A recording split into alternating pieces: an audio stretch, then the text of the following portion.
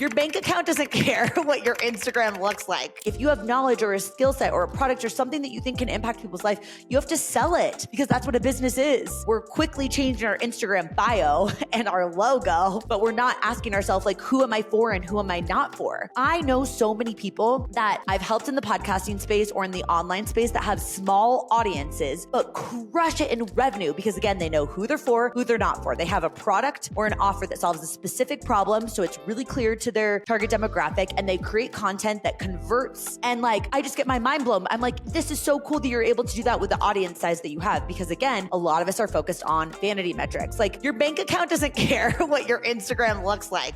What's up? I'm so excited that you're here for today's episode, whether you are listening in or you're watching on YouTube. If so, whoop, whoop, let's go. And I'm really excited about this topic, which was actually a question that I was DM'd on Instagram that I was like, you know what? I want to do a tactical business episode. So this is for you if you are a new business owner, or maybe you're a seasoned business owner, or you're thinking about getting into the business world, or you're just kind of curious about my perspective on what I would personally do if I was starting over from zero. Because starting over, to me, it's not scary, especially when you realize you have experience from your past. Even if you've never done the thing that you're about to do, you have experience from your past that can serve you. And, I just want to remind you first and foremost that, like, when you look back on your past, there have been plenty of times that you've been met with resistance, or you've been like, oh shit, where do I go from here? I have no idea how to handle this. Yet here you are. You handled it. You learned something you couldn't have possibly learned had you not been met with that resistance or that problem that you didn't know how to solve, or that situation that you wish didn't happen. You learned something you couldn't have learned. You learned skills. You built resilience. You built grittiness, resourcefulness, and like, here you are, better because of it. But sometimes when we're starting something new, or we feel like we're running into a problem that we've never navigated before, we literally just panic because we're like, I've never done this before. Oh no, someone help me. What do I do? Crumble, crumble, crumble, spiral down. Then we're on our bathroom floor crying with our snot mascara getting together in our mouth, and we're choking on our spit, and we're like, what the F do I do next? Right? And I just want to help avoid that for you, to remind you that even in this chapter of if you were hypothetically starting over, you're never starting over. You're starting with experience from other things in the past, and you're starting over with confidence that you can look forward to help guide you and support you in this next chapter. So the question that really this sparked, and where I wanted to go with this podcast, is a little bit more tactical, where, like, for me, if I had to start over from scratch and I had no empowerHER podcast, so I didn't have thousands of women like you listening into the show, I didn't have an Instagram following, I didn't have an email list or a text list, and I had to just start over with my current circumstances. So I'm a toddler mom, I'm 20 weeks pregnant, and I had to just figure out what I wanted to do next. Well, what's interesting is I would actually do things a little bit differently than how you might expect. And I want to break this down because I feel like this could be a reminder for you if you've been a business owner for a long time, or it could be a little shakeup for you. And then if you're brand new, I honestly think this could be just really tactically helpful. Okay. So first and foremost, I would get really clear on one thing. And it would not be my logo. It would not be my website or my branding, my color scheme, my content calendar, like what viral reels I'm going to post. Everybody gets so caught up in social media. I would not get focused on that first. I would first figure out what specific problem do I want to solve, and for who?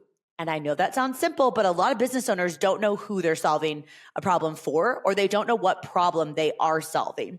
And even right now, I'm thinking back to my entire entrepreneurial journey. The things that have sold the best for me with the most ease is the things that were very clear. They didn't have fancy titles. Like, I had a podcast course that was called podcast course, literally intro to podcasting.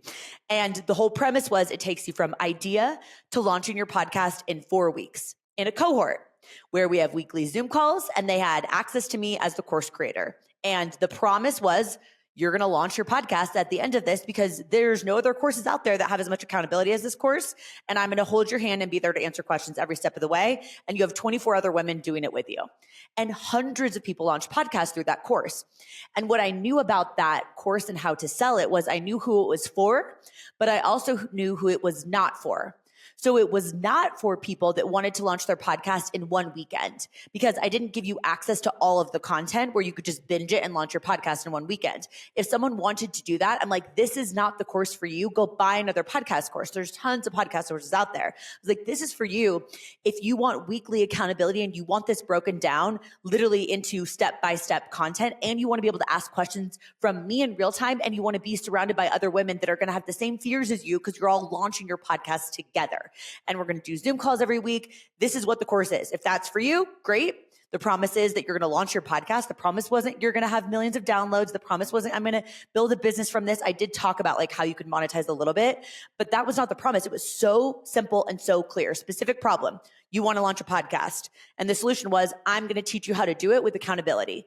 Right? Who was it for? The person that values accountability and access to a course creator who feels overwhelmed by the process of starting a podcast, or who has been telling herself the story that she's wanted to start a podcast for a bazillion years and she never did it. Right? So I was really clear on who it was for and who it was not for.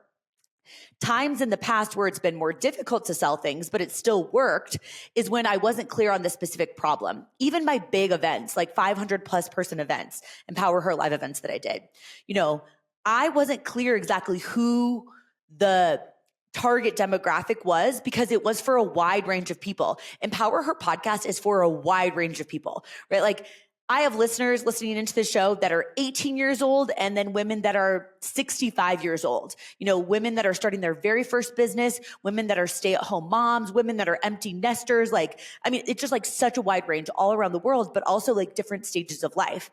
So it was difficult for me when I hosted live events to know the specific problem that I was addressing with the solution of a live event, because there were so many problems that I felt like it solved. So it wasn't as much of like a, yes, I have to be there, or no, I don't have to be there because this is not for me.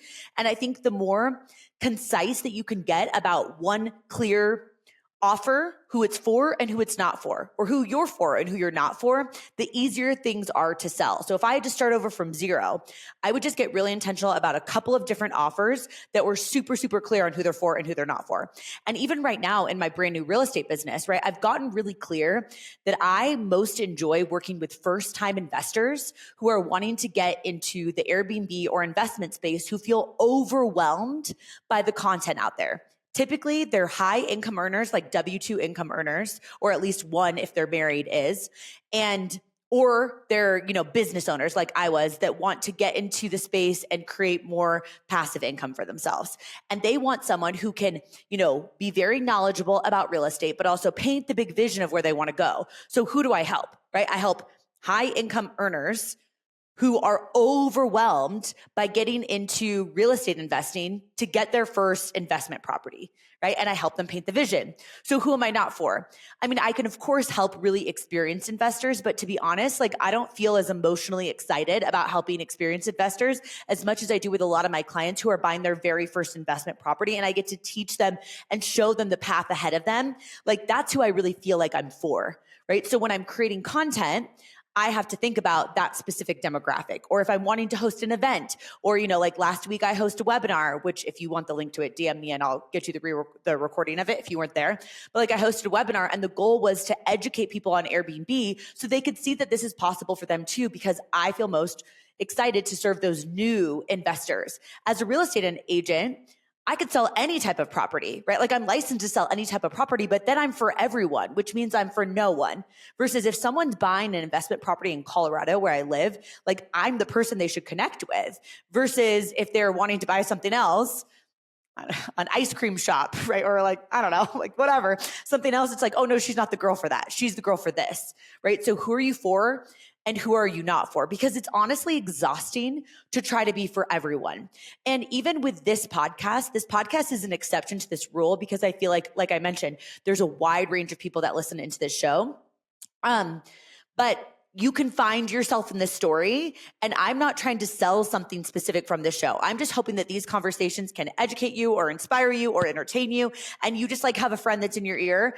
Right now, I'm very well aware that there are a lot of business owners like you maybe you are a business owner that are listening into this specific episode because it's more business. But there are some of you that are like, I don't even have a business, nor do I want a business, but I'm just curious what her take is on this. So again, wide range. But if I had a specific offer, it would be very clear on who it's for and who it's not for, especially if I was starting from zero in my current stage where I have a toddler and I'm 20 weeks pregnant, where like I just don't have as much time. So I would just get really laser focused and clear on who I'm for, who I'm not for, who my offer is for, what problem it specifically solves. And that would be my end goal, right? Number two, I would really focus on relationship capital even more than content. And I feel like for whatever reason, this is not a popular opinion.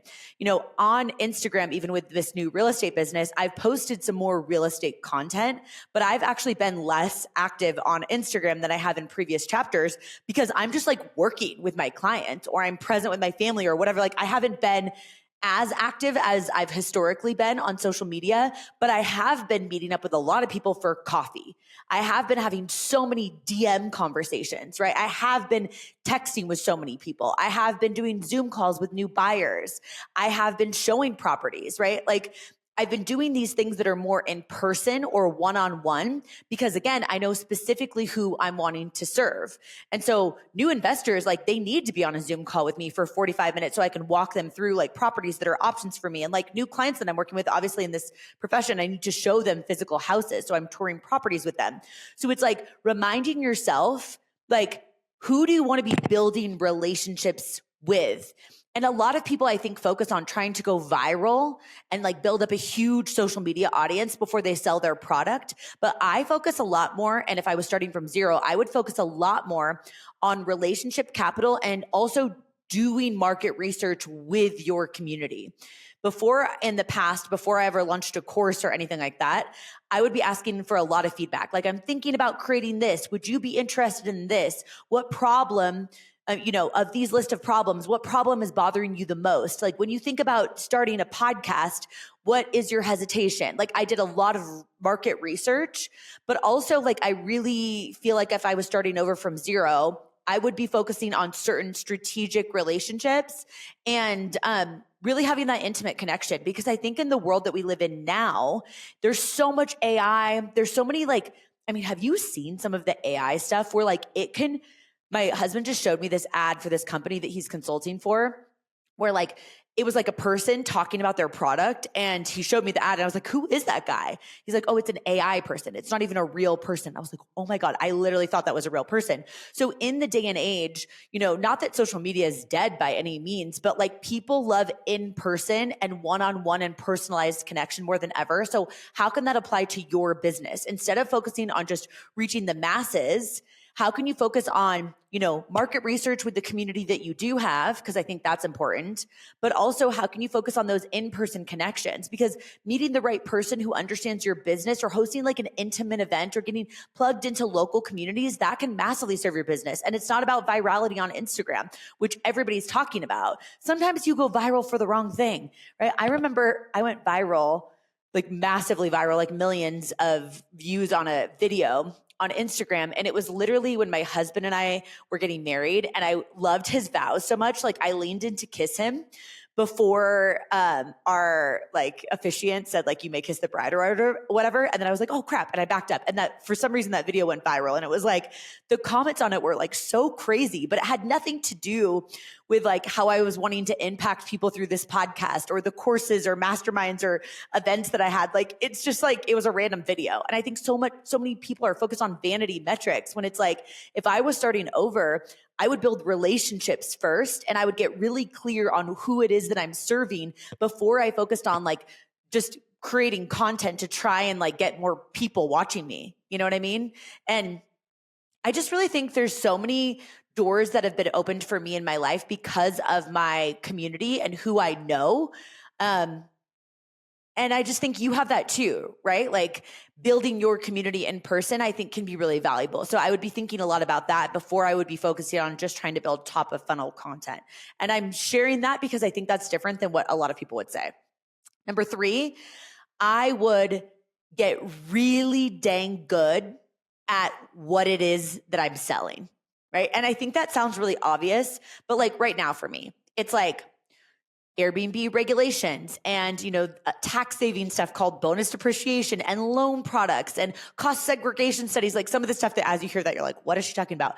These are things that are really important that I fully understand and can explain very simply in my industry as a real estate agent working with investors, right? It's like the confidence also does come with competence.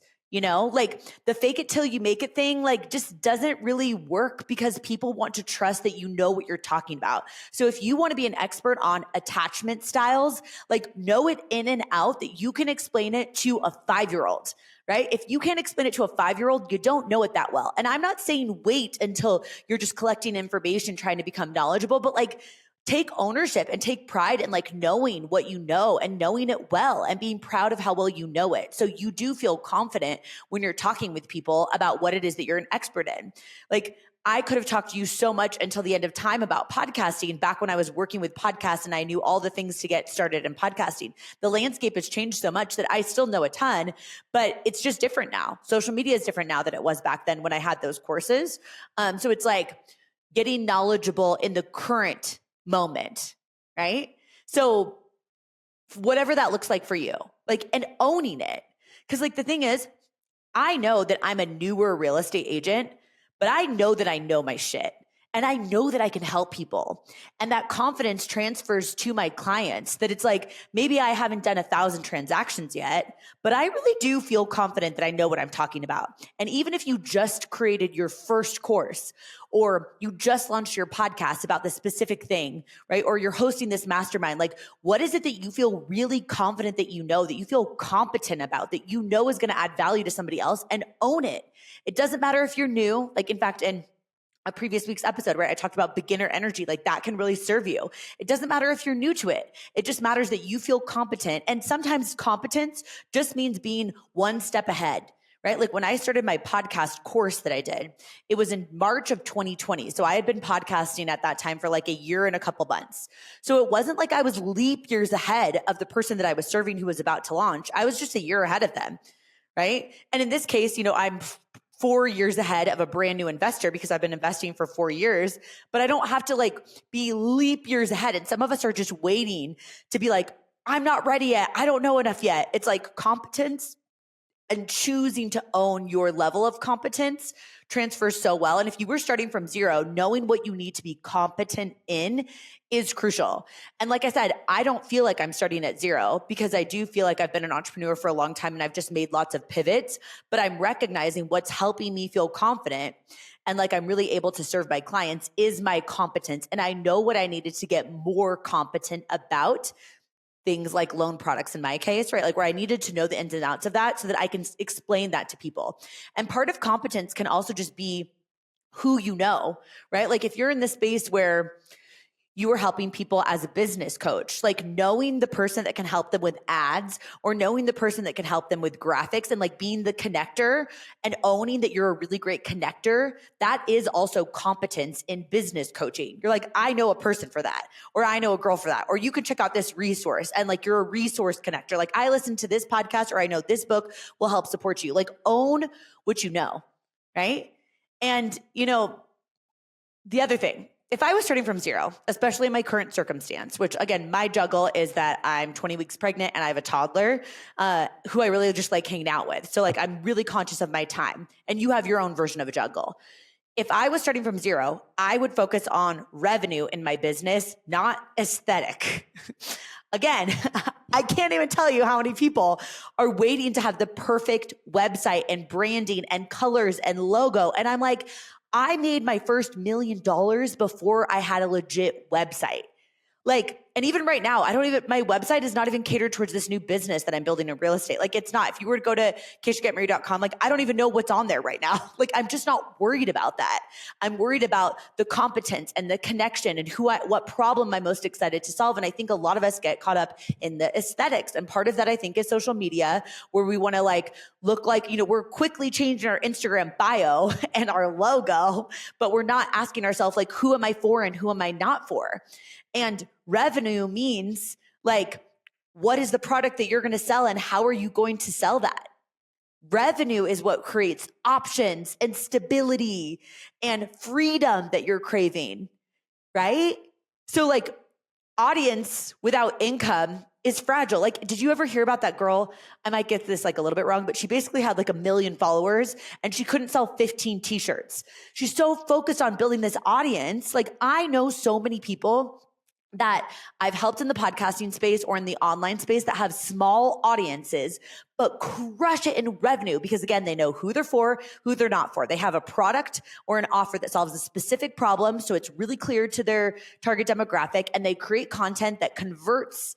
And like, I just get my mind blown. I'm like, this is so cool that you're able to do that with the audience size that you have. Because again, a lot of us are focused on vanity metrics. Like, your bank account doesn't care what your Instagram looks like, right? And as much as you went into a business to have a creative outlet or, you know, to do something that makes a massive impact on the world, like I get it. That's why I got into business too. But at the same time, you also do want to make revenue to serve your family or your community or to change the trajectory of your kids, you know, lives and what options like your parents have. Like, I feel like as millennials, we're also in this interesting generation where it's like, Social Security is not going to keep up with our parents' needs for income. So like some of us, like myself included, like we think, my husband and I are like thinking about like financially, how do we want to contribute to our parents, right? Like it's like we have these things that we're thinking about. So like revenue does matter in a business. Like you're selling a product, program, service, offer to someone. So it does matter, right? I just think that's really important that like we do remind ourselves that building a business means having something where we're exchanging, like owning your worth too. Like if you have knowledge or a skill set or a product or something that you think can impact people's life, you have to sell it because that's what a business is. And you have to take money for that because you deserve the money and because they're happy to exchange it for the transformation that you're providing for them, right? If I was starting over from zero, I would also simplify my message to more of a core theme. If you have 17 different content pillars and you have 25 offers, right? Or even like 5 offers, and you're constantly launching things all the time, it's confusing to people. And I've had that, right? Like I'm a Enneagram 7 manifesting generator, self-proclaimed like very squirrely person who loves to pivot. And I remember seasons of my business, my personal brand-based business before I got into real estate, where it was like, I'm interested in this. I'm going to launch this thing. And then I'm going to launch this thing. And then I'm going to launch this thing. And I was launching all these random things all the time. And when you're launching all these random things all the time, it's not clear how people can describe you to their friends. And I'm not saying that you have to have one niche because you are multifaceted. I'm not saying you have to talk only about one thing because you're so much more than one thing. But having less offers makes it really easy for people to understand what you can provide them and what you can't provide them, right? Like, I think for me, even like a core message is like, you don't have to be a real estate bro to invest in real estate. And you don't have to like listen to all this complicated crap, right? And Airbnb investing isn't as complicated as Chad from LA, like on Instagram makes it feel. Like I want people to feel like, wow, you're making this easier for me to think this is possible for me. So what do you want people to think about you? Right? What do you want this like core message of how they describe you to be in this current season of life with this new business? I care about making people think that things are possible for them. My through line of everything is like, I always want to help people create freedom and know that they have options. Through empowerHER podcast, I want you to know you have options of how you think, that how you think controls how you act, right? And that you're welcome to change your mind at any point in time. And then through real estate, I want you to understand that real estate assets can give you freedom and optionality because you don't know what a future version of you wants. So the core theme that I want to remind people of is like, you have freedom of choice. And at any point in time, you can change your mind. And like, I want you to have more options. So what does that look like for you? So when you think about your core theme and how this can all connect to each other, I think that can be really valuable, you know? The last thing I'll touch on, I guess, of like if I was starting from zero, I would get so laser focused on protecting my energy. I would not burn myself out trying to rebuild really fast. I wouldn't say yes to everything because I was uncertain. Like I would get very clear. I would also take inventory of my energy flow throughout the day as a new entrepreneur. For example, I record podcasts typically after I'm working out or doing some sort of movement. Like that's how I started my show. Like in this season of life, it's like I have to do it on nap times or I do it in weird cracks of the day.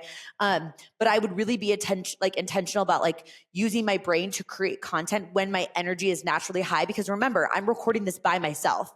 Like you're listening to this and we're getting to have this conversation, but it's a one-way conversation. So like I have to have a ton of energy to just like pour it into my computer and stare into this video, for those of you that are watching on YouTube, and like to have vocal variety, like I have to be energized to pour it into you right now, especially because it's a little bit easier when you can get energy from somebody else when you're having a conversation. But in solo episodes, it matters energy-wise when I do this. For you, if at the end of the night at 9:30 p.m., you're working on your Substack, because you want to start writing again, and you're so freaking tired because you worked your full-time job and you were taking care of your kids and you just did bath time and like, holy crap, like that might not be the best time for you to energetically work on this. It might be that you need to unapologetically ask your significant other, I'm just making up an example, right? But ask your significant other to say like, I need 2 hours on a Saturday morning at a coffee shop and I'm going to batch all my Substacks for the month or whatever that might look like in your season of life. Like being intentional about your energy and making that like a really important part of your build. And with that kind of comes the pace conversation too. Because again, we think we want to get there really quickly, but I want you to get there, look back at the path that you took towards getting there and feel like it was worth it. Like you liked the person that you were in pursuit of that goal. And even for me right now, like I've got some lofty goals before baby girl comes. She's due July 7th. So sometime end of June, beginning of July, I have no idea. I mean, I am manifesting that she's born on the 4th of July and my belly's painted red, white, and blue, sparkly. I go into labor. It's like really dramatic. Maybe my water breaks in front of like a bunch of people in the middle of the grocery store when I'm buying a watermelon. Like, I don't know. I'm just like, I got this vision. Okay. But truly it's like, I have big lofty goals of what I want to do in my real estate business before that comes. And that's a short time frame. Like I'm recording this mid-February. Like that's not a ton of time in the big scheme of things. Like weeks are just cruising by. But I also set the goal and I have the realistic, like sustainable pace that I like the person that I am and the wife that I am and the mom that I am in pursuit. If that means I'm not going to get to that goal or a bigger goal as quickly as I wanted because I just don't have the bandwidth, like I'm okay with that. And so for you, it's asking yourself and like checking in on that space and checking in on your season, right? Like one of my girlfriends has this business that has so much freaking potential. But right now she's waking up every 90 minutes because she has a newborn in the middle of the night. Like she's so freaking tired during the day. Like it's just really hard for her to have these huge lofty goals because she's brain dead in the middle of the day because she's waking up so much. She's so sleep deprived. So it's not that she won't build those big dreams and have this business, but like maybe right now it's like she has to give herself some grace and she has to figure out like childcare blocks and how she can get some support and what that looks like and how she can support herself first while still chasing those dreams. And some of that is seasonal, but it is protecting your energy and like checking in on yourself and saying for this season, how can I utilize my best energy? What can I say no to that doesn't feel like a hell yes? And how can I prevent myself from just getting so overwhelmed that I just throw in the towel? And I say all the time on this podcast, like direction is more important than speed. So getting on the tracks and knowing that you want to build a specific business and who it's for and who it's not for and what your products are and like going down that path, I just feel like that's so valuable that even if you don't get to go as quickly as you want right now because your life circumstances don't allow it, you're still on the right track and you are making progress, right? And we need to celebrate that. And I guess to kind of close this up, I want to share a couple of things I wouldn't do. I would not compare my chapter 1 to somebody else's chapter 157, including my own, right? I cannot compare my first chunk of this like first month that I've been an agent to, year 11, building a personal brand business, selling courses and masterminds and coaching and retreats and events. Like I had 10 years of reps of that. So like that version of me who did all of that, like it was so easy for me. And this like, it's challenging in a different way because I'm in a new chapter. And for you, that might be applicable. Or for you right now, you might be comparing someone who started a similar business at a similar time, who's at a different stage than you. You don't know what their life circumstances are. So let's not compare somebody's carefully curated content to your behind the scenes, right? Like it's always like whenever we do that, it's like when we feel kind of just like fluffy, maybe I just feel kind of fluffy right now because I'm 20 weeks pregnant and my jeans are like barely buttoning, girl. But like, you know, we compare ourselves to other people when we see their like perfectly, probably filtered picture on Instagram. And we just got into a fight with our significant other. We have salsa on our shirt. We feel bloated. We have a zit in the middle of our forehead or something. And we're like, oh, Stacy's got it all together or whatever, right? So like, I would just be cautious of that, especially if I was starting over. Not comparing myself to other people, but also not comparing myself to a prior version of myself when the circumstances were different, you know? I also wouldn't try to look impressive. Like I have it all together. I was talking with a friend of mine who's a founder of a company who was like, I just had this realization that I can actually just tell people what's really going on behind the scenes. Like I've been trying to look so polished because she has investors for her company. So she's like, I've been trying to like just act like I have it all together and I have this roadmap, but like I feel so much more joy and fulfillment by like telling people what's really going on with this startup. And I'm like, good for you, girl. Like starting over from zero, I would have that as the focus too. And to be honest, like it was never my focus to try and look impressive. I think that's actually why my brand built so well, is because I was like, ugh, I don't really know what I'm doing. You don't know what you're doing either. Great. Like come with me. Let's do it together. Right. And I think just reminding yourself that like people want to connect with people and people buy things from people that they know, like, and trust, that they feel like are authentic and real. And in a world that we live in today where there's a lot of fake out there, especially like AI changing the landscape of things, like when you're real, people can feel that it's real. And you know, part of the reason why I even wanted to put this podcast on YouTube, number one, is because I like YouTube podcasts. And while there isn't like a huge viewership on YouTube, especially in comparison to those of you that listen into it, if you watch this on YouTube, which like I encourage you to do, I mean, head over and subscribe. Why not, right? It's so cool because you can have videos if you want it. But truly, like if you watch this on YouTube, you'll see that like 90% of the time, like I'm not like looking at notes. I'm just like kind of riffing with you. Like this is how I actually am. Like if you and I were together in person, like this is how we'd be chatting, right? Like I'm not like, if you look at me right now, I'm literally, I'm in yoga pants that like are not maternity yoga pants. They're just like not very cute. I'm in this sweatshirt.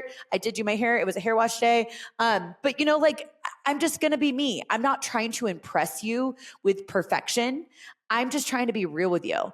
And I think sometimes we lean so far with this side of us that wants to impress people with perfection that we end up not connecting with anyone at all. So especially when you're starting from zero, like lean into your newness. We talked about that in last week's episode. Like beginner energy is really helpful. And even if you're not a beginner and you're more seasoned, like maybe you can start to just be more honest and it will feel more refreshing, you know? The last thing I'll say is I would make sure that I'm building something that I actually want to build. Not that I'm building something that I think I should build or I should want to build. And I will crown myself the queen of changing my mind. And if you've been a listener of the show for a long time, you know I change my mind a lot.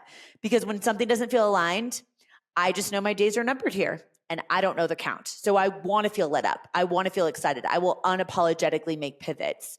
And I think sometimes we get caught up in building something that we don't actually want to build. And then we wonder why we're not fulfilled by it. We wonder why we're not energized by it because you don't want it. And I don't remember the exact quote, but it's kind of this concept of like, you don't want to just like climb to the top of the mountain and then you realize like, I don't even want to be on this mountain. I want it to be on that mountain. So like at any point in time, giving yourself permission to evolve, giving yourself permission to then, ironically, as this whole episode was about, start back over at zero, knowing that you're starting with experience and you're starting with clarity if it is time for you to make a decision like that.